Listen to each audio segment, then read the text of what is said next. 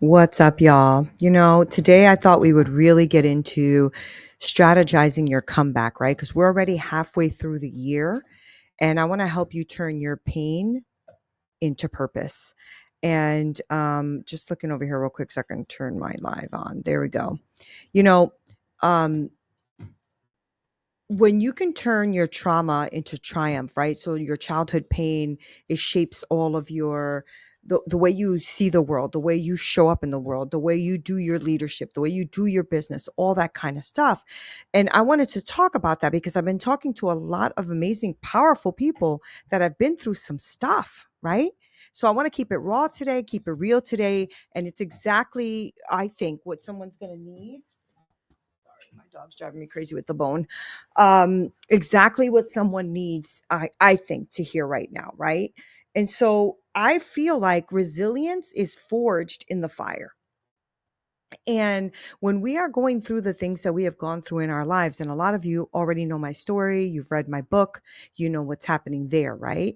But let's be honest, a lot of us have gone through some stuff. Many of us were handed a very hard start, right? And some of us were dished out some pain, some silence, some unworthiness, right? A survival, right? So we've all learned to survive certain things. Now, not all of us. I've spoken to people who've had amazingly beautiful childhoods. That doesn't mean that they haven't had things happen to them in their life, but a lot of us were not handed that, right? Here's the thing, though. I feel like that pain that we've gone through, that that obstacle that we've gone through, the stuff that has come to try to hurt us, I think that those things are what we're going to use to really thrive when it comes to business and everything else, right? Because I feel like as a survivor, and those who I've spoken to who are survivors, that they develop this deep well of grit. Like they really are somebody who it takes a lot to bring them down, right? So we have like this innate grit, at least everyone that I've spoken to that has been through some stuff and has built something big, right? They've endured hardship. They've endured pain. They've endured unworthiness. They've endured being rejected. They've endured all of those things. And it's fueled them to build something that they've really wanted to build. Now, did that come easy? No, because a lot of us have allowed a victim mentality and things that have happened to us in our life to not let us rise to the diamonds that we're supposed to be, right? But a lot of us don't fold under pressure. Maybe we don't know exactly what to do, or maybe we don't know exactly what direction to go in. But trauma does not disqualify you from leading. It doesn't disqualify you. I feel like it prepares you for it. And there has been so many amazing leaders that I have spoken to that I just like, I'm in awe of all that they are creating and doing and building multi-million dollar companies and all this other stuff. That's why I love podcasting, because I meet amazing people, right? But when I speak to them about who are you, what have you been through, what's going on, their stories are absolutely incredible. And they are survivors, and they've learned to develop this grit from within them because they know that they have been through a lot. Now, when you start to really think about what you have gone through in life and how you have overcome and the strategies that you've had, then you start to really realize that you're a badass, right? And some of the things that I've been loving and getting into is like neuroscience and rewiring your brain and all this kind of stuff. I've been like geeking out on this stuff. It's so much fun, right? And I wanted to kind of like dig into that a little bit with you today, because we can start transforming all of the stuff that has happened to us, all the trauma, all of the things that have happened to us, maybe growing up, maybe even recently, right? Maybe a bad divorce, maybe something going on with our kids or our neighbors or our family or whatever it is. I wanted to dive into that because I wanted to explore how you can start transforming all of these trauma events into leadership, right? I love like neuroplasticity and neuroscience and rewiring and neurolinguistic programming and all of this stuff, because your brain is magical and it has this ability to like really adapt if you allow it to, if you are showing up for it, right? I love something that I do a lot with the women that I speak to, and it's like mindful reframing. It's shifting the lens. So the way I like to explain it is, right? So we can imagine our mind like a camera, right? So I have my camera here because I love my camera, right? So I have my camera right here. So imagine your mind is like a camera, right? And it comes with the lenses, and it's capturing different perspectives. And as you're growing up and you're a kid, right, you have your lens of viewing the world, the way you are capturing the world, the way your perspective is as a kid, and what you are going through, and maybe the traumas that you're going through at the time. And when life hands you all of the adversities and the pains and the different perspectives, and the for you not having the filter to really filter out what is good and what is bad, these adversities come and they cloud your lens. It clouds your lens. So when you try to look through and try to see, you cannot see. It is covered, it is clouded. You are not seeing clearly because all of the negativity and all of the things that has happened to you has given you this lens. Well, I think it's time to like pop out the lens and swap it, right? For a new lens. Pop in a new lens. Start reframing. And mindful reframing is like that. It's swiping out one lens for the other lens, right? Letting you start to see the challenges that you've had in your life as a new opportunity. It's starting clean. Look, no lens, starting clean and adding in the lens that you want to add, right? To give you a different perspective. And when I was thinking about, my camera and popping the new lens in and taking the old lens out, because this is a wide angle lens and this is a micro lens, and it was giving me a different perspective of a bee that I was capturing pictures of. And I'm like, this is amazing, isn't it? This is mindful reframing. Right? It's taking the garbage that has been given to you, and the garbage or the perspective that you have seen it as, and you've seen it as garbage, and swapping that out. Right? So take your past experiences where you felt that maybe you failed, that you're not good enough, that you can't, that you couldn't do it, that you just ruined the whole thing. And instead of dwelling on that failure, if you will, I quote unquote it because we don't fail, we learn. Okay. So instead of dwelling on that failure that you see as a failure, reframe it as a critical learning experience. This is something that is going to shape you now into the resilience and wisdom and know-how and grit that you need to go ahead and create what it is you want to create, right? You're not capturing defeat, you are capturing growth. All right. You are changing the lens of what you've been handed and putting in something new. And you are learning to really take that now and be resilient and have wisdom so that you do better next time. If you know better, you do better. Right. So think about when you start thinking about things. Okay. So for instance, today I had a very great conversation with this woman who is really struggling because she wants to be an amazing copywriter, and she's really good at what she does, but she can't get out there, and she's hates her job, and she's so overwhelmed with her job and blah, blah, blah. And I'm like, well, your job is just a stepping stone. Your job is literally a interest-free loan that you are actually getting so that you can then build what you want to build. She's like, oh, don't hate your job because it takes too much mental space. When you become a victim of your circumstances or things that are happening around you, it takes up so much mental space that you cannot see clearly. So if you're at a job that you hate all the time, then you are going to think about that job all the time, hate the job all the time, go into the job with a bad attitude all the time, leave job with a bad attitude. That takes up so much mental space and capacity that you will not be able to think clearly for the things that you're supposed to be pulling out of this job.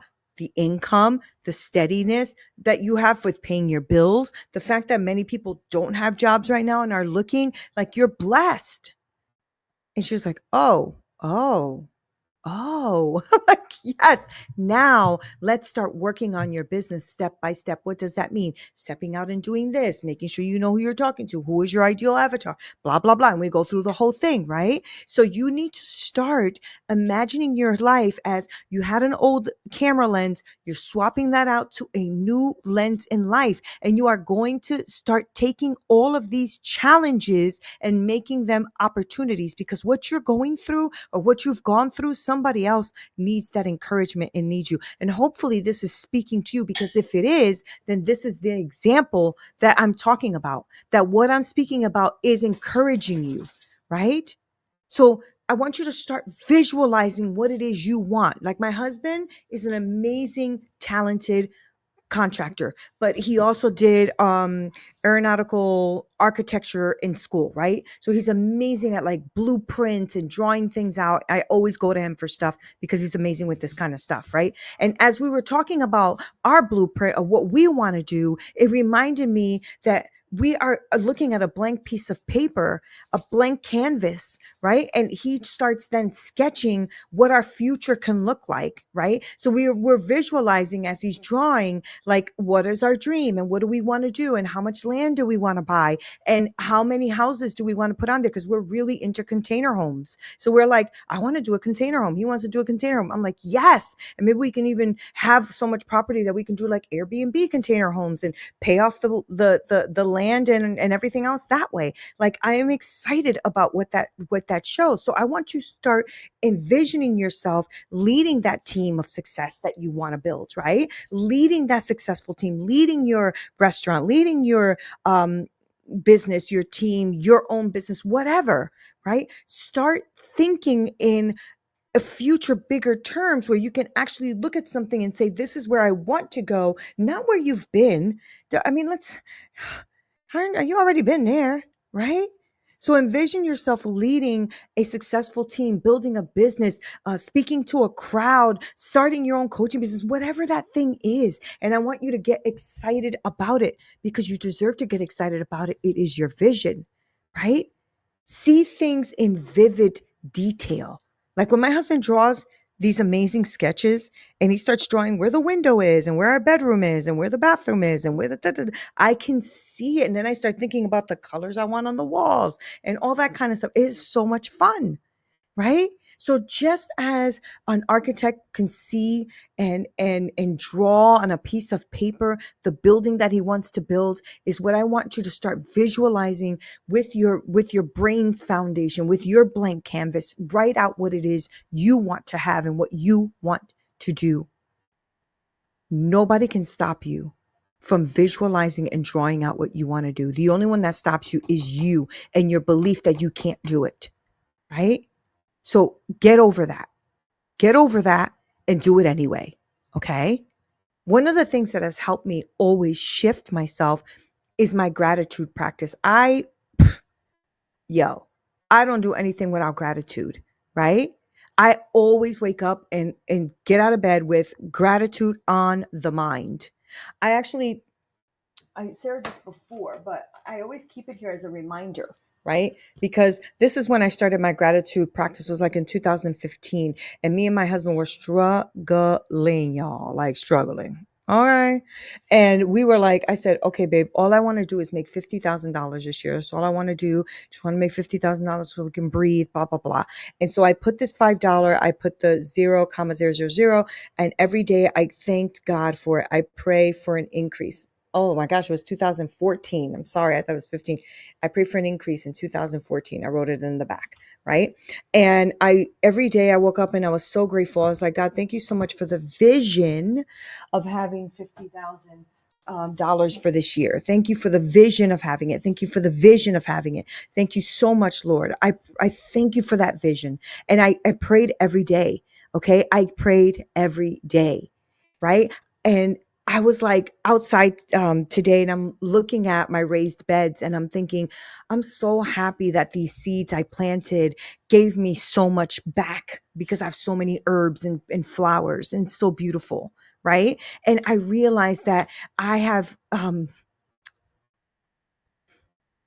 I have planted so many things in my life, good and bad, and you reap the fruit and you reap the reward or not of what you plant. And my negative thinking brought me negative things because I planted those things. But when you plant things that you want to plant, the harvest that you will have. I'm excited, right? Because I was outside, like I said, looking at all my herbs and everything and thinking about what I'm going to make for dinner. And I'm thinking I'm going to probably make a pesto or something because I have so much, basil. And I'm looking at my fig tree and my fig tree is full, like full, right? I need a ginormous ladder to get to the top of my fig tree. It's so big. And I'm going to have enough figs this season, which is about the next 6 weeks or so, to feed me, my family, my neighbors, everybody, right? So think of gratitude as seeds in your garden, seeds that you are planting, seeds in your life. Like when I took that $5 bill and made it 50,000 before that, when I did it, okay, which was the beginning of the year, when I did it, I had nothing. My bank account was at zero, in fact, negative. Okay. And as I was praying, it was even more negative. And I kept praying anyway. And I kept gratitude anyway. And I kept thanking God for what I did have because I have been homeless. And at that point, we weren't homeless. We were just struggling. And I was grateful for a bed to sleep in. I was grateful for a house that had heat. I was grateful for clothing on my body. Like I was grateful for the things I could be grateful for at the moment. Right. And because I was so grateful and kept my eye on the prize, which was the blessing that God was going to give me, not only did I make 50,000 that year, I actually made more than 50,000 that year and grew to 100,000 plus. Right. So I want you to start thinking of gratitude as seeds that are planted in a garden. Every moment of gratitude is going to be another seed. Just keep thinking about it over and over again. And over time, all of these seeds that you have planted are going to grow and they're going to be lush and beautiful and give you what you need. But it also works the other way. If you're going to keep putting out negativity and victimhood and bad behavior and nastiness, and you're going to get that back too, right? So you need to start altering your brain's chemistry favorably. Because for a lot of us who have been through some stuff and have already been through the challenges and the hurts and the pains and all of those things in life, we've already eaten a lot of the fruit of that garbage, right? So it's time to start having blessings and positivity. And I'm not saying your whole life is going to be positive because there is a balance of good and bad things in life. There is always an equilibrium, a homeostasis, right? There's always an equilibrium. I'm not saying that you're supposed to walk around positive all day and nothing negative is going to happen. But you do have to start altering some of your brain's chemistry favorably because you've already been living, for those of you who have, in a negative space, right? I'm overwhelmed. I'm burnt out. I can't do this. I'm not smart enough. All those things that I'm hearing all the time, right? But I want you to know that by the end of each day, if you start to reflect on at least 3 things that you can be grateful for, this simple practice that I even put in my life, and I speak to so many people who are successful, who have done it as well, it will start to change your brain's reward center, right? And it's going to have you really start cultivating resilience when the bad things come, because the bad things will come. And that's okay. You just need to know they're coming, right? But you're going to be able to be having this point of contentment and joy and fulfillment, even in the adversity. And that is not an easy thing for me to say, because there's times that where I'm just want to lay in bed and cry. But I have this journal. I wish I had it in front of me, but I have this journal that, if you'd like to pick it up, it's at shop.neenaperez.com. Go there and pick it up. It is making your God your CEO. And I've been doing this every single morning, and it has completely changed my attitude. Completely changed my attitude in my life. It really has. And I'm like, I need to have my team design this, and we're going to have this out for others because this is so freaking powerful. And I think it's like $17 on the shop or something. I don't even know. It's a 30-day journal that will really transform the way you wake up every day and the way you see things. And it's quick too. It's maybe 20 minutes of your time in the morning, 10 to 20 minutes, right? And you need to start being more intentional about the way you start your day, the way you act in your day, the way you end your freaking day. Stop letting your day just take you over. Start taking over your day. Okay. Have some emotional intelligence. All right. And for those of you who have been through some stuff, growing up in this unpredictable environment, all these heightened emotions, right? All these things where people are like vicious and mean and immature and violent, right? Because I mean, I think that's where I grew up, right? You learn what to do, you learn what not to do real quick because you know that if you get somebody mad, you're going to get your ass beat, right? And you have to start realizing that when you're healed from all of that, this awareness of all of these emotions that people are going through and the hyperness and the immaturity and the violence and all that kind of stuff, you start to become really aware and turn those really volatile emotions that people were going through into an asset for you as a leader, as an entrepreneur, right? Because then you start to become somebody who's protective over people who are being mistreated. You start to become aware that their mess don't gotta be your mess. Okay. You start to really see others like in their nonsense. You go, boy, this person's really going through some pain, as opposed to being angry because they're acting out, right? You really start to become aware. And it's all because of what's happened to you. This is how you strategize. This is how you start taking all of your things that have happened to you into your comeback, right? Because you start to really start becoming a creative problem solver, somebody who is purpose driven, right? So when you had to figure things out as a child to stay safe, right? You start to learn real quick survival tactics that maybe don't serve you anymore, right? Maybe you had to figure out a way how to stay silent or how to be heard. Maybe you've started to become innovative because you started to think about, how do I actually strategize this?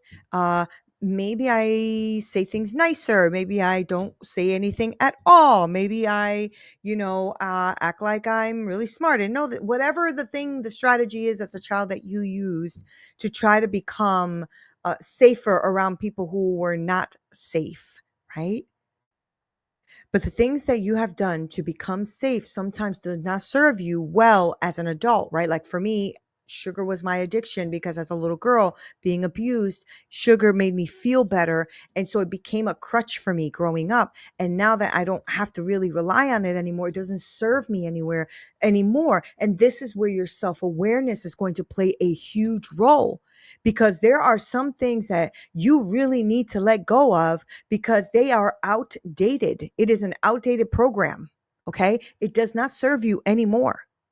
And many trauma survivors, when they start to understand that they are survivors and not victims, they start to become entrepreneurs and trailblazers, and they start paving ways and they start doing things differently. And they go through all that. Now, it does come with a lot of pain because sometimes you still have to combat the fact that you are a survivor and you don't want to feel that way anymore, right? But I believe that most of us who are survivors of these things that happen to us in our life end up building businesses that are not solely on profit, but on purpose. You really want to lean in on people's purpose because you found your purpose, right? This is when I built like Wisdom to Wealth. And it was about turning all of our scars and all of our inner dialogues and all of those things into strategies and wisdom so that you can start impacting the world and gaining wealth, right? And so I had this program, it was a year long, and we guide you through transformational stages of inner healing because business people don't thrive if you're still bleeding in silence. Okay. I know that you try to act all tough and everything, but we are hurting inside. A lot of us are. And so inner healing is important. And then we want to transcend those behaviors. So replacing all those survival habits, the things you should be letting go of, with now your new leadership habits, the way you want to show up, right? And then I even went out and built a whole entire team. And my team builds out all of your funnels and your landing pages and your ads and all of that great stuff. And they do it with integrity and with God's assignment on their life, because I don't work with people who don't have integrity or God in their life, right? So you're not just building a brand. You're trying to birth a movement. You're trying to impact lives of others. You're trying to change the freaking game. I get that, right? And if this resonates with you, then give me a fire emoji or something, right? Let me know that you are listening and that this resonates with you, because you're not alone in this. You're not alone. And if you want to like hop on a call with me, let's hop on a call. Right now, I am doing a very I'm launching something called Purpose by Design. It's going to be only 90 days. It's going to be 90 days of us strategically meeting every week to get your ass from point A to point Z, wherever it is that you're trying to go. So if you want to know more about that, just go ahead and hit me up and put transform in the chat or whatever, and I will get to it, right? Because my team and I try to keep an eye on all that, although I am taking some time off, but I will try to get to it. All right. And you can book a call with me. So that means you can strategize. I might not be the right coach for you, but that doesn't mean you can't leave with strategy. I'm not one of those people who have like these high pressure calls and you have to do this. That's not how I roll. And I know that a lot of people are like, oh, well, Neena, you should, you could be making $1 million a year. I'll get there.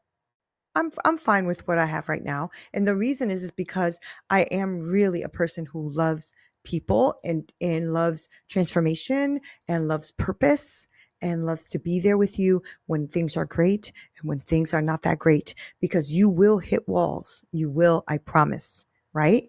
But you can freaking do this, and you can start strategizing your comeback and turn your pain into purpose.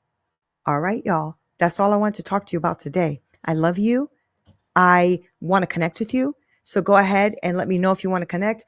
I'll try to leave the link on the show notes, but if not, go ahead and DM me and we get on a call together. All right. Talk to you soon. And until next time, this is Neena Perez, Straight Talk, no sugar added. Bye.